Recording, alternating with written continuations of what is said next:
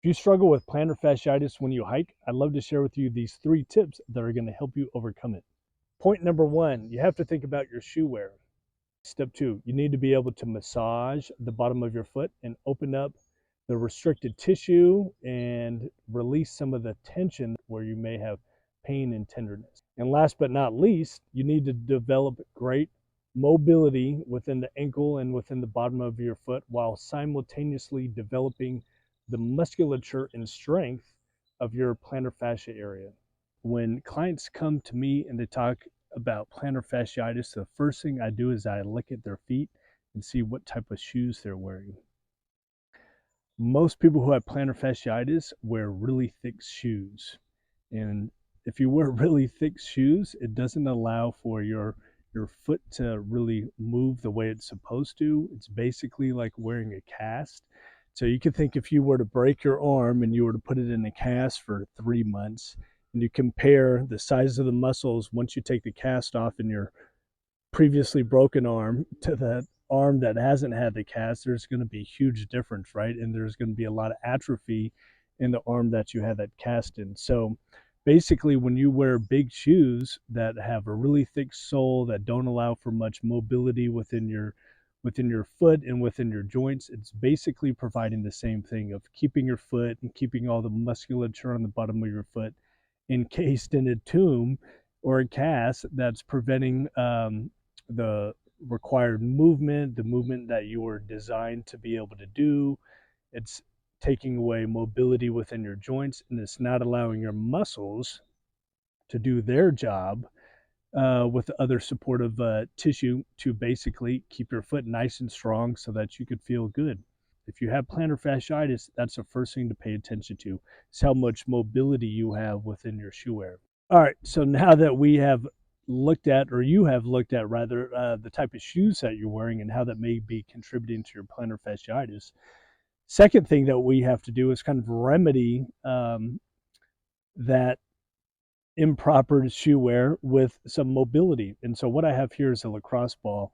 You don't need a lacrosse ball. It's easy to get, but you could use any other ball or even just use your hands. I'm going to be attaching a brief video where I kind of walk you through some basic kind of like tissue work where you're going to be rubbing your foot and working some of the joints in your arch and your plantar fascia area. We're trying to mobilize and massage and trying to relieve and pay attention to any tender spots, right? Any areas where you may have a little bit of pain. You're going to try to massage that as you're gently rolling your foot over the ball. And then you're going to do that on each side and try to pay attention to if you have the same areas on your foot that are tender, that are painful, or if one foot has a lot more tenderness than another, right? So pay attention to that because it tells you about your body and the way you may be, how your posture is as you're kind of moving or hiking around. So that's point number 2. After you think about the shoe wear, you have to think about mobilizing your feet and kind of working the tissue, especially if you have tender or painful areas. So that's step 2. So step 3 is about mobility. And tissue work is part of that. But really, when I talk about mobility, I want you to be able to move and articulate your foot in a full range of motion so that you have really good motor control. You're going to be mobilizing your joints while you're doing this. And in addition to that, you're working on developing your musculature because you're moving your foot in a certain direction, which I'm going to show you in a moment, but you're moving your foot and your ankle in a way where you're opening up the muscle and the tissue, and then you're kind of contracting the muscle tissue as well. So you're working on mobility in addition to working on developing the strength within your foot. So that's the third step. Okay, so this exercise is called a foot wave. And you're going to see based off the movement of my foot that it kind of replicates a wave. So right now my foot is up.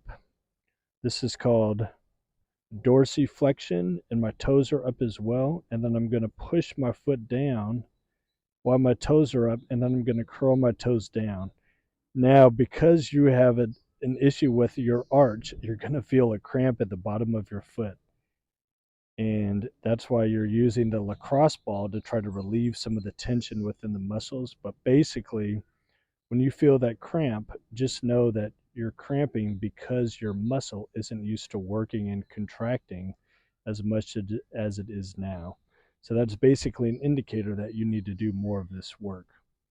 But as I press my foot down, I curl my toes and I keep my toes down as I raise my foot. So you can kind of see that I'm developing this fluid motion. I'm extending or flexing my foot all the way down. And then I'm extending my foot and bring it all the way up. And I'm incorporating my toes into the movement. Now, if you saw me from this angle,